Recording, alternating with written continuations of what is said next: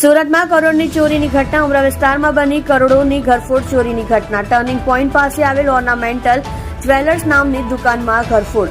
રાત્રિ દરમિયાન ઇકો કારમાં આવેલા બે ઇસમોએ ઘટનાને આપ્યો અંજામ. દુકાનના ડિસ્પ્લેમાં રાખવામાં આવેલ 2 કિલો સોનું સહિત 1 કિલો ચાંદી લઈ ફરાર.